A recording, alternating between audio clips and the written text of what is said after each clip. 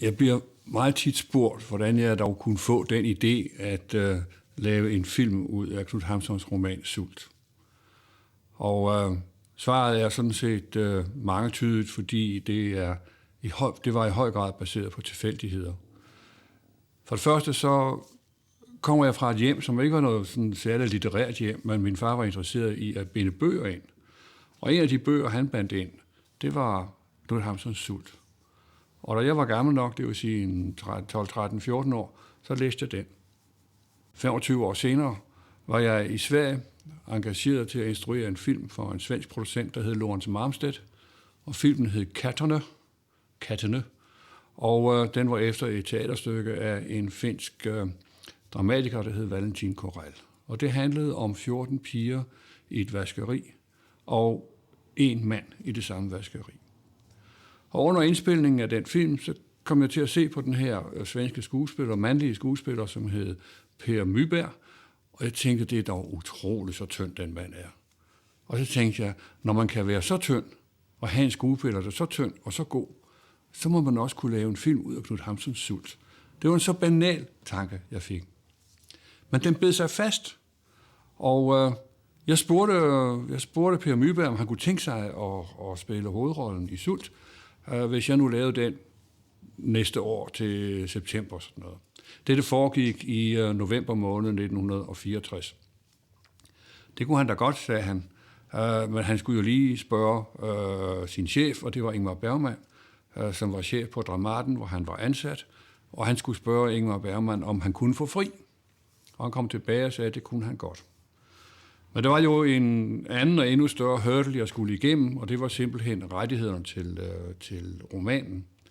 Så jeg skrev til Thor Hamsun, som var Knut Hamsuns ældste søn, og som jeg havde fået at vide administrerede rettighederne. Og jeg skrev til ham og spurgte, om man måtte kunne købe rettighederne eller få en option i romanen. Og jeg fik dette forbløffende svar tilbage, at det kan være, at de ikke tror det her, Carlsen, men de er faktisk den fjerde, der inden for 3 uger har bedt om rettighederne til Sult, og før det har der aldrig været nogen, der bad om dem. Så skrev jeg tilbage til ham og sagde, at jeg ville da godt give 1 krone mere, end den, der ellers ville give mest. Og på den måde så fik jeg altså rettighederne. Jeg tror nu ikke, jeg fik dem, fordi jeg gav 1 krone mere. Det kan ikke være det, der var det afgørende. Jeg fik dem, fordi min idé var at lave filmen som en koproduktion mellem Danmark, Norge og Sverige. Og det blev så den første dansk-norsk-svenske koproduktion. Og jeg tror, det har tiltalt Thor Hamsun. Jeg kan ikke vide det, men jeg tror, det har tiltalt ham, fordi der var jo ikke så lidt animositet imod Hamsun efter krigen. Og selv i 1964-1965, ja selv i dag, er der problemer omkring Hamsuns politiske holdning før og under krigen. Måske Thor Hamsun har tænkt, at hvis nu Danmark og Sverige gik ind i sådan et projekt sammen med Norge, så ville det måske glatte lidt ud på det, at man i Norge kunne se, at i Danmark og Sverige så man ikke så tungt på Hamsuns politiske holdning, som man gjorde i Norge. Så var der sket det, at oven på Kattene, som havde fået et ret godt ry, endnu inden den var blevet færdig, så fik jeg en henvendelse fra Sandrews direktør, Göran Lindgren, om jeg kunne tænke mig at lave en film sammen med dem. Og så sagde jeg, at det kunne jeg da i høj grad, for jeg har netop plan om at lave en film, hvor jeg gerne vil involvere foruden Danmark, gerne Sverige og absolut Norge. Og vi fandt så i fællesskab frem til et norsk selskab, som hed ABC Film, et lille dokumentarfilmselskab. Og vi 3 dannede så det triumvirat, som så lavede den første skandinaviske koproduktion. Da de forskellige instanser besluttede, at altså Norge, Sverige og Danmark besluttede, at de ville støtte filmen, så kom der jo også forskellige krav. Der kom for eksempel det krav, at der skulle være en rimelig balance mellem den kunstneriske indsats og den økonomiske indsats fra de 3 landes side. Og den økonomiske indsats, det var jo nemt gjort. Det var bare at tage budgettet og dividere med 3. Det var lidt vanskeligere med den kunstneriske indsats, fordi hvordan klarer vi nu det? Og der var altså krav om, at der skulle være skuespillere fra alle 3 lande, og der skulle være anden kunstnerisk indsats. derfor, det var ikke noget problem med Norge, kan man sige, fordi Norge var stedet, hvor det hele foregik, og der var masser af norske skuespillere i forholdsvis i mindre roller, men der ville også Hamsun være norsk, ikke? Så der var en stor vægt til det norske. Det førte til, at det danske blev så fortrinsvis målt op i, at jeg var dansk, at Henrik Christiansen var dansk, at Erik Jensen var dansk, og at Lene Ravn, som var sminkøse, var dansk, og på den måde fyldte vi godt op på den danske side. Så manglede der Sverige, og så lod Sverige sig tilfredsstille ved, at de fik de 2 egentlige hovedroller. Først og fremmest Per Oscarsen naturligvis, men så også Gunne Lindblom. Og på den måde kom der balance i tingene. Der var yderligere et krav fra det danske kulturministeriums side. Det skulle den vej at godkendes dengang. Og det var, at når filmen var færdig, så skulle der laves en dobbelt version på dansk, hvor alle norske og svenske skuespillere talte dansk. Det gik stik imod den nordiske sprogpolitik, hvor det netop var meningen, at vi skulle forstå og kunne tale og læse og forstå hinandens sprog. Det var meget stærkt op i den tid. Til alt held, så droppede man det. Det blev aldrig opfyldt, da filmen var færdig. Der var ikke nogen, der var så idiotisk at forlange, at Per Oscarsen skulle eftersynkroniseres på dansk. Og vi gjorde det aldrig, og der blev aldrig talt om det mere. Hamsun havde skrevet romanen i 1890, rent faktisk i København. Det vil sige, at han havde skrevet en short story, som var blevet offentliggjort allerede i 1888. Og den kom han til Danmark med og viste den til Edvard Brandes, som var chefredaktør på Politiken. Og Brandes sagde til ham, at denne her historie er for lang til vores magasin, men den er for kort til en roman. Gå hjem og skriv den færdig. Så han tog hjem, og det var i Sankt Hansgade i København, og sad på et værelse der og skrev romanen færdig. Den udkom faktisk først på sit dansk forlag, Philipsens forlag, i 1890. Den udkom faktisk den 5. juni, og var en sensation. Men jeg vil gerne vende tilbage til den her skuespiller. Fordi da jeg så havde fået det hele stablet på benene, så sagde jeg til Per Myrberg, vi var nu hen omkring slutningen af april 1965, så sagde jeg til Per Myrberg, nu er filmen finansieret, nu kan jeg godt skrive en kontrakt med dig. Og så sagde Per Myrberg, jeg må lige tale med Bergman en gang til, fordi nu er der gået så lang tid.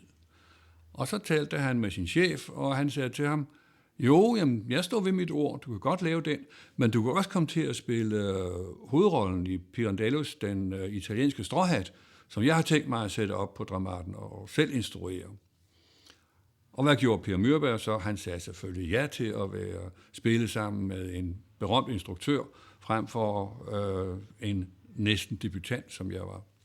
Så der stod jeg oppe i Stockholm, Valborgsmesseaften, uden en skuespiller, uden den skuespiller, som havde sat hele projektet i gang. Så jeg sagde til mine koproducenter, altså Jørgen Lindgren og Erik Borge fra ABC Film, jeg sagde, projektet er droppet. Jeg var ung, jeg var kompromisløs. Det her, når ikke jeg kunne få det, som jeg ville have det, så skulle det slet ikke være. Og de blev jo panisk, og de høvede fast i mig og sagde, hold nu op. Nu har vi altså fået penge både fra Danmark, Norge og Sverige, og vi har rejst finansieringen i øvrigt. Lad os da nu benytte os af det. Vi må finde en anden skuespiller. Det har jeg slet ikke lyst til, at indstille mig på at rejse hjem. Så sagde Jørgen Lindgren, hvad med Per Oscarsen? Og så sagde jeg, hvem er Per Oscarsen? Jeg kendte ham ikke. Og så sagde jeg, han har lige lavet en film, og den skal vi sørge for, at du får at se, og den kan du se i morgen tidlig, og så skal vi sørge for, at du får en frokost sammen med Per Oscarsen bagefter. Så tog jeg den næste dag ud i Filmstaren, og der så jeg så en film af Arne Mattsson, som hed Vaxdockan. Voksmannequin, kan man sige. Den handlede om en nattevagt i et stormagasin, som forelskede sig i en voksmannequin. Og i den stemning, jeg var i, må jeg sige, synes jeg, det var en rædselsfuld film, og jeg synes, Per Oscarsen var hamrende kedelig, og jeg kunne ikke finde nogen som helst interesse i det. Så på min vej tilbage fra Råsunda og ind til byen for at mødes med ham, Der havde jeg kun i mit hoved, hvordan kommer jeg ud af det her? Så kommer jeg ind på den der fine restaurant, hvor vi to skulle sidde og tale om sult. Og det viste sig, at Jørgen Lindgren havde aften før ringet til Per Oscarsen og spurgt, om han nogensinde havde læst Knut Hamsuns Sult. Det havde han ikke, og så sendte Jørgen bogen i en taxa over til Per Oscarsen, og han havde så i nattens løb læst den 2 gange. Og nu kom han ind på den her fine restaurant og spillede nærmest personen i Sult. Og i løbet af 3-4 minutter, så var jeg fuldstændig klar over, at Ingmar Bergman havde gjort mig en stor tjeneste. Jeg kunne sagtens have lavet en film med Per Myrberg i hovedrollen. Det var bare blevet en helt anden film. Vi valgte at lave hele filmen i Oslo. Og vi valgte at lave så meget som muligt on location. Så vi tog på research i Oslo, og det var Henning Christiansen, fotografen, og så var det den forfatter, jeg havde henvendt mig til for at få hjælp til bearbejdelsen af romanen, og det var Peter Seeberg. Det var ikke helt uproblematisk at samarbejde med en forfatter som Peter Seeberg. Det var en stor fornøjelse, absolut, men Peter opfattede jo sig selv som en forfatter, og han syntes, at når han skulle yde noget i den her sammenhæng, så burde han jo også yde noget ud af sit forfattersind. Så han begyndte at helt spontant at digte videre på Hamsuns personer. For eksempel den dame, Birgitte Federspiel spiller, som går sammen med Gunnar Lindblom, altså Ylajali, i filmen. Om hende opdigtede han en historie. For det første slog han fast, hvad ikke fremgår af romanen, at de var søstre. For det andet så havde de en mor, som var meget bekymret, fordi Ylajalis søster havde et forhold til en gift bankdirektør. Kom langt ud af sporet og langt væk fra hvad der egentlig foregik i Hamsuns roman. Og jeg synes, da jeg fik Peters manuskript, efter vi først havde siddet og fundet ud af, hvad vi ville bruge af romanen og så videre, og han så skrev dette manuskript, hvor alle de her nye ting var integreret, der synes jeg, at vi kom for langt væk fra Hamsun. Så vi havde den aftale, at han skulle skrive et manuskript, og så skulle jeg skrive drejebog. Så da jeg skrev drejebogen, så hoppede jeg over langt de fleste af de ting, som Peter Seeberg havde digtet ind i den, og han blev meget vred.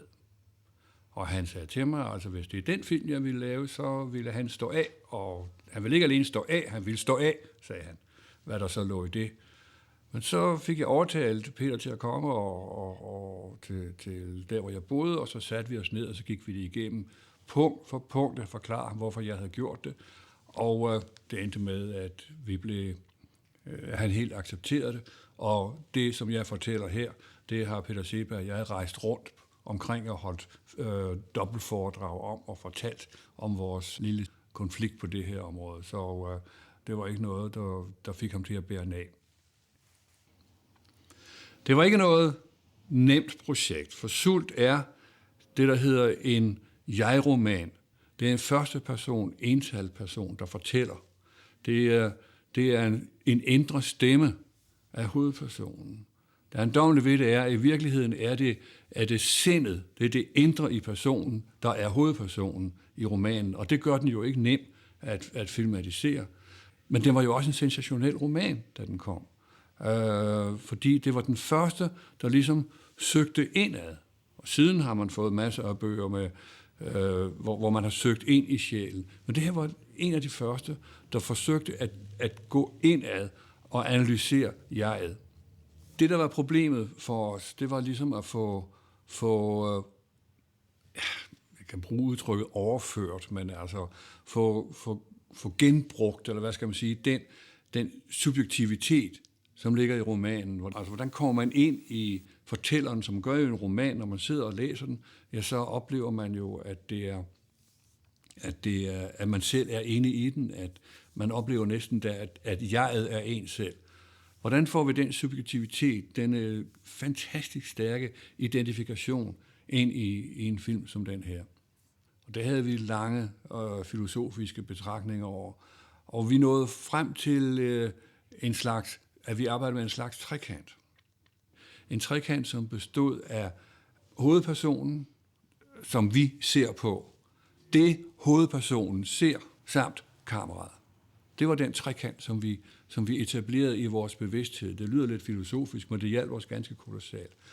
Og det, der jo blev kendsgerningen i den her historie, og den her film, det er jo, at Per Oscarsen, hovedpersonen, er jo til stede i hver eneste billede, hele filmen igennem. Og hvis ikke det er ham, vi ser, så ser vi det, han ser. Og hvis ikke vi ser det, han ser, så ser vi det, han tænker. Hamsun havde skrevet den i 1890, og han havde skrevet den som en kontemporær roman. Men nu befandt vi os altså i 1965. Vi forsøgte at vise respekt over for Hamsuns idé om, at den var samtidig. Så vi ville have, at den fortsatte med at være samtidig, men vi ville også godt have den atmosfære, der var i det gamle Oslo, altså med jordveje og hestevogne osv. Men vi valgte at finde steder, og finde miljøer, og finde kostymer og sådan noget, som alle sammen blev bragt i overensstemmelse med den tid, hvor i Hamsun havde skrevet romanen. Men vi valgte så derefter at negligere det. Simpelthen at at fjerne alle anakronismer i forhold til 1890, men samtidig ignorere, at vi havde fjernet dem. Jeg kan nævne et eksempel, at der er et sted, der ser man, der har hovedpersonen henvendt sig på en brandstation for at blive ansat som brandmand. Og der har vi i baggrunden, der er der nogle vognporte, og inde i de vognporte står der faktisk helt korrekte brandspoiler. Men vi har altså valgt at næsten lade dørene være lukket, og vi har ikke brælret lys på de her brandspoiler, for at man skulle kunne se dem. Det var et af de gode udtryk for, hvordan vi forsøgte at negligere tiden. Tredje problem, der var omkring romanen, det var jo, at den var først skrevet som en slags novelle. Og så på Edvard Brandes opfordring, så gik Hamsun altså hjem og skrev den til en hel roman. Men det gjorde han ved at skrive 7 kapitler til, som alle sammen i struktur lignede den første novelle, han havde skrevet. Altså, manden er frygtelig sulten, han går rundt og lider i byen, han træffer nogle mærkelige mennesker, så får han ved et eller andet mirakel noget at spise, og så falder han til søvn, og så vågner han op nogle dage efter, og så er han igen sulten, og sådan kører det fra kapitel til kapitel. Og det kan vi jo ikke, det er jo en struktur, man ikke kan bruge i en film. Der kan man ikke have sådan en bølgebevægelse. I en film skal det ligesom være et stort bølgeslag op til en kulmination. Så vi omstrukturerede teksten fra romanen til noget, der mere passede i en filmstruktur. Ikke fordi, at man kan ikke sige, at man kan ikke rigtig sige, at vi har dramatiseret romanen, men vi har alligevel tillempet den til det medium, som vi nu gerne vil lave den i. Det at vælge at føre en roman over i et andet medie som film, det er jo i virkeligheden en form for voldtægt. For hvis man ser filmen først, inden man læser bogen, er det ganske umuligt at læse bogen, uden at se Per Oscarsen for sit indre blik hele tiden. Man forfører og voldfører, og faktisk tager man også en oplevelse fra publikum. Men på den anden side kan man jo sige, at en bog bliver måske læst over tiden af 100.000, 200.000, men en film bliver jo set af adskillige millioner. Som sagt, så styrtede vi rundt, Peter Seeberg og Henning Christiansen og jeg, i Oslo, og ledte efter steder, hvor vi kunne lave optagelser. Og vi fik meget hurtigt en terminologi, hvor vi stod sådan og kiggede ned ad en gade og sagde, hvor er her smukt, ikke? Og er her smukt. Og med smukt mente vi, at det var en gade, hvor man faktisk ikke kunne se, at vi befandt os i 1965, hvis man ligesom så bort fra bilerne eller sådan noget. Og vi fandt det ene strøg efter det andet, hvor vi godt kunne lave optagelser. Vi fandt for eksempel også den der Hausmannsbroen, som Per Oscarsen står på i indledningen af filmen. Men den lå jo sådan, at den var en slags færdselsforbindelsesåre fra folk, der kom ind øst fra Oslo og skulle ind til byen. Og navnlig om morgenen og om aftenen var der selvfølgelig stor trafik på den bro. Men vi skulle jo have broen lavet om, fordi vi skulle have jord på den. Vi kunne ikke have sådan en moderne asfalteret bro, så vi lagde jord på den, og vi skulle have afspærret, fordi der skulle køre hestevogn. Og ikke nok med det. Vi havde besluttet, at når nu vi skulle filme fra september, oktober, november i Oslo, så måtte vi gøre en dyd af nødvendigheden, og vi ville gerne gøre en dyd af nødvendigheden. Vi ville filme i gråvejr. Og vi kunne godt forestille os, at det var muligt at få gråvejr i Oslo i september, oktober og november. Men vi forregnede os. 1965 års efterår blev det mest solrige efterår i Oslo i mands minde. Så vi fik store problemer med at lukke solen ude, og gang på gang måtte vi ved hjælp af Falken, tror jeg det hedder i Oslo, måtte vi hænge præsendinger op tværs over gaderne for at lukke sollyset ude. Men denne her bro, Hausmannsbroen, den havde vi fået lov til af politimesteren i Oslo at spærre af en lørdag. Og vi begyndte naturligvis om natten med at lægge jord ud og sætte gamle lamper op og alt det, som nu hører sig til. Så blev det dag, og så var det solskin. Og solen brændrede ned, og sådan en bro kan man jo ikke sætte præsendinger op og lukke sollyset ud. Så vi stod der og kiggede op efter en lille sky, og der var ikke en eneste sky på himlen. Vi måtte droppe og lave optagelser den dag. Vi spurgte politimesteren, hvad kan vi ikke også få lov til at spærre af søndag? Og det kunne vi som godt, for der ville ikke være så meget trafik om søndagen. Det fik vi også lov til. Og søndagen oprandt lige så solrig som lørdagen. Så ringede vi til politimesteren og sagde, vi har ikke fået skyer endnu, men de siger, at det skal blive let støvregn i morgen mandag. Og så sagde politimesteren, ja okay, luk I bare af. Så mandag morgen var der faktisk mange, der kom for sent på arbejde i Oslo, for der var store omkørsler for at komme udenom.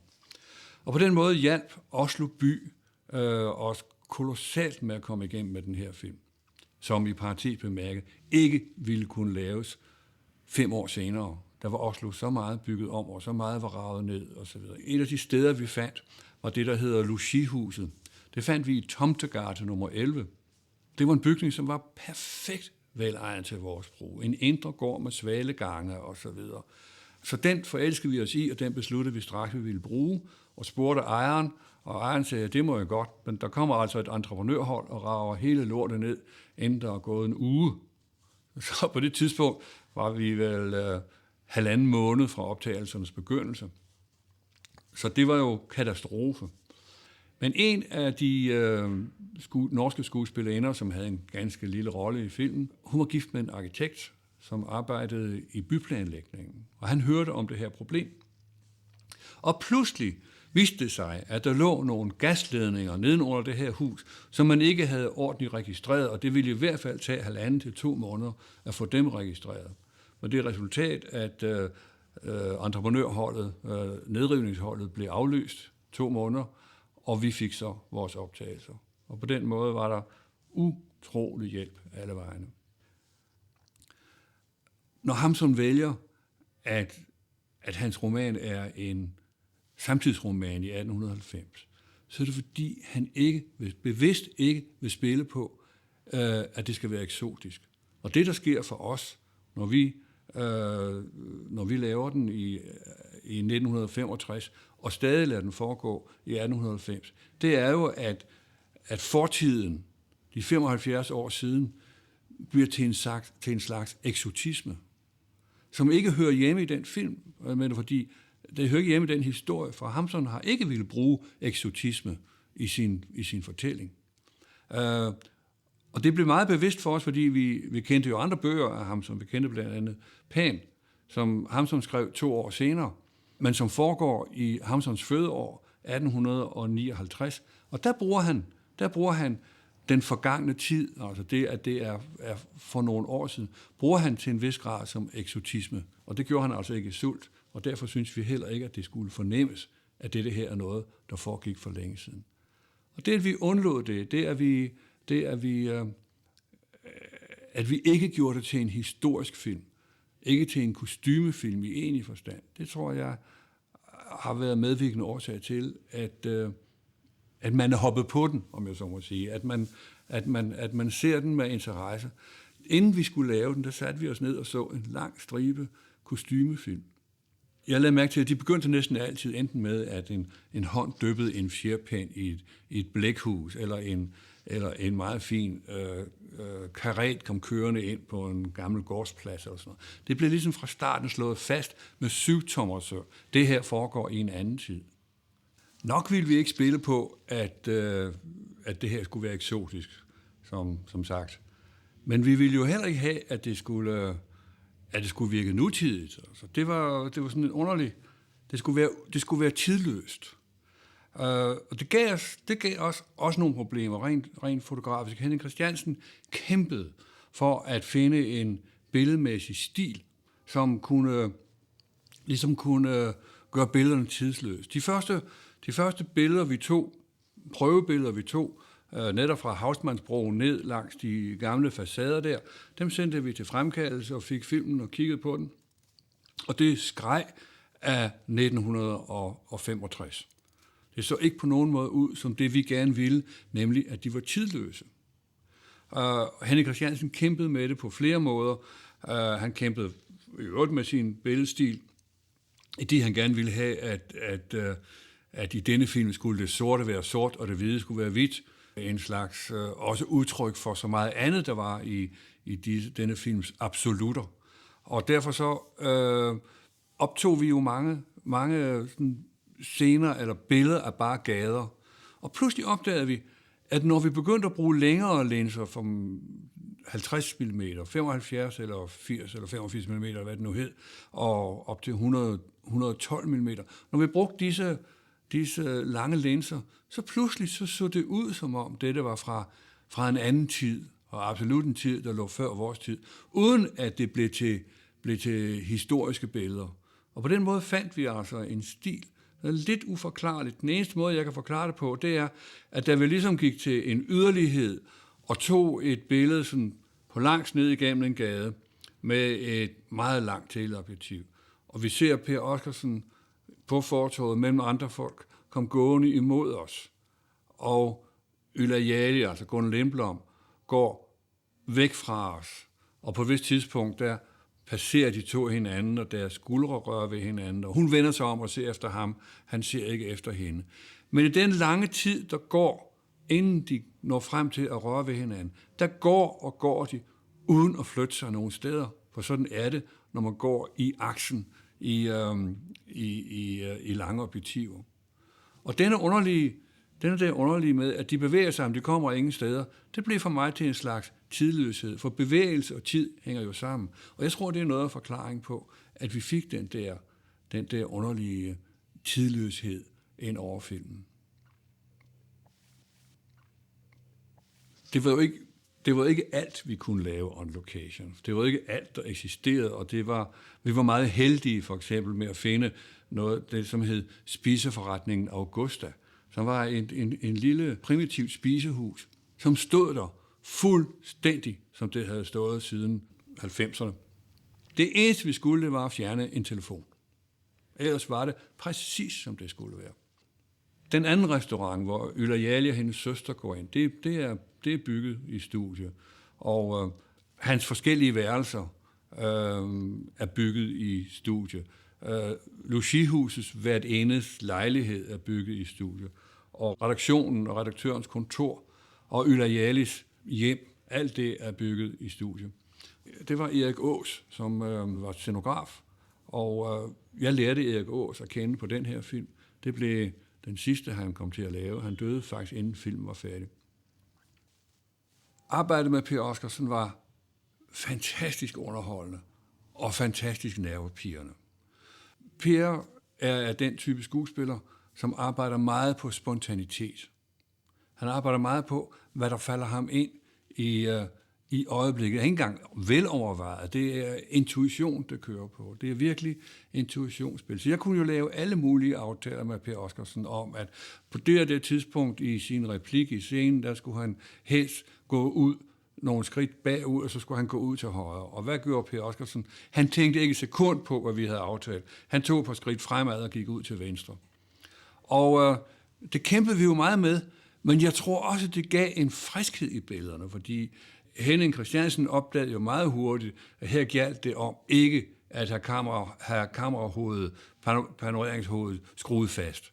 Det gjaldt om at kunne følge ham. Så i virkeligheden var man kan sige, at vi var tidligt ude, fordi vi blev tvunget ind i den situation masser af gange, at det var kameraet, der måtte følge skuespilleren, og ikke skuespilleren, der måtte følge kameraet. Fordi det sidste kunne simpelthen ikke lade sig gøre med Per Oscarsen.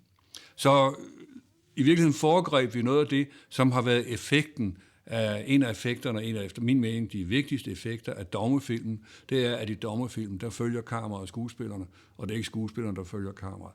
Den oplevelse havde vi med Per Oscarsson, og det har ganske givet bragt en mængde friskhed ind i billederne, og alt det uforudsigelige, som netop i øvrigt er det, der altid har fascineret mig ved Hamsun, ved hans personer, det er, at de er uforudsigelige.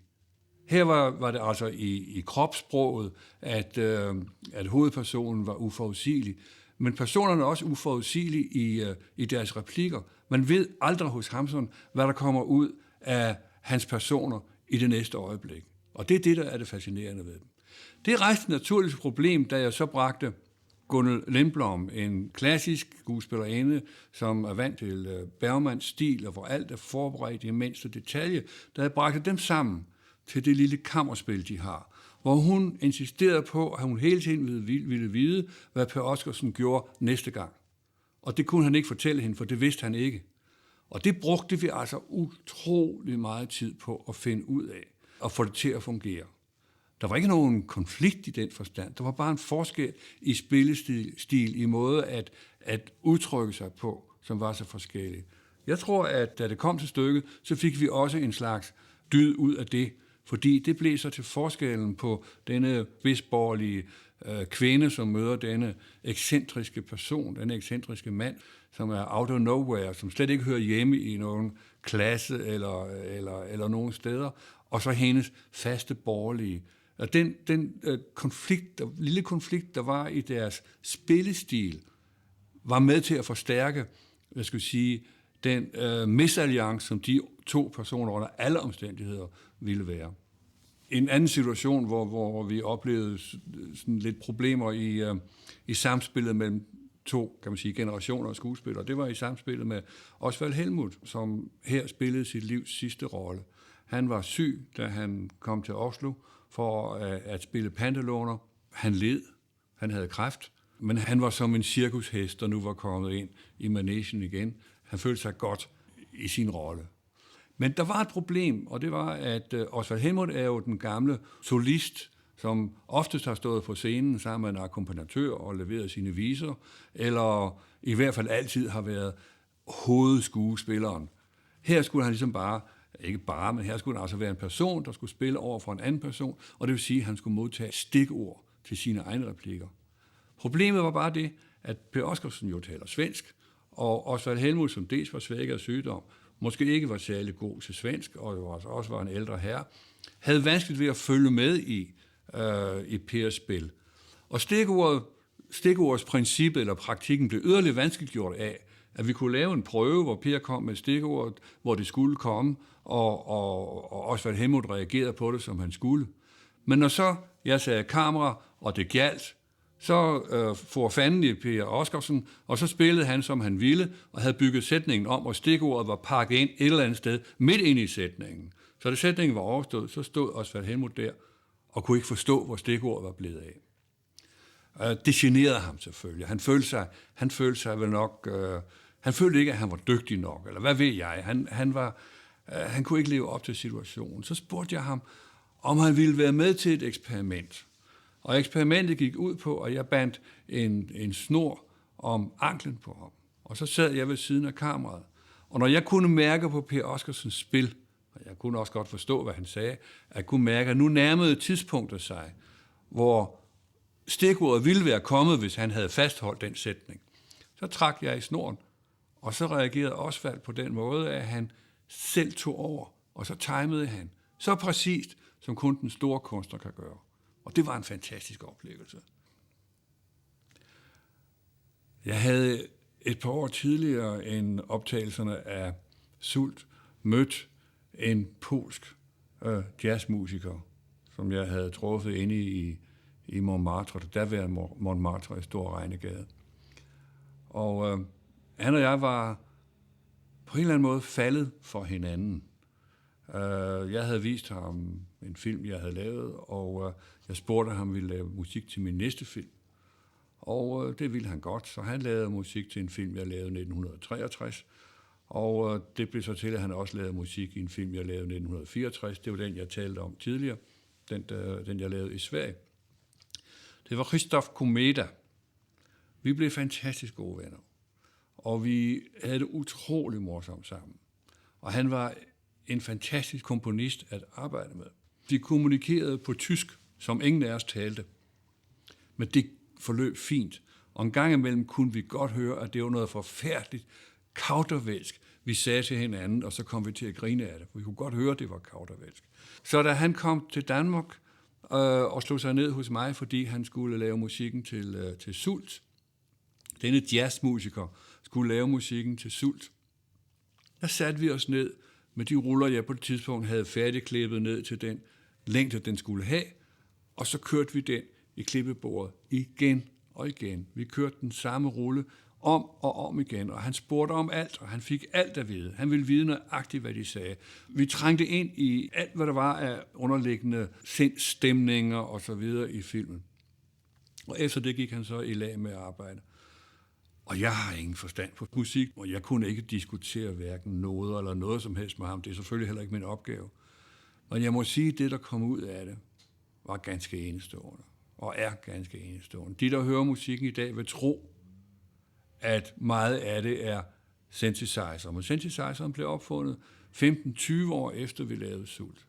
Faktisk havde han de bedste strygere fra Oslo Symfoniorkester til at sidde og stryge den samme harmoni igen og igen i 4, 5, 6 minutter. Og så en anden harmoni, og så en tredje harmoni. Og så lavede vi dem i mixepulten, og så kørte vi frem og tilbage mellem disse her harmonier, og fik disse mærkelige toner og strømninger af det nærmest, som gik lige ned i maven på folk, og fik folk til at føle sult.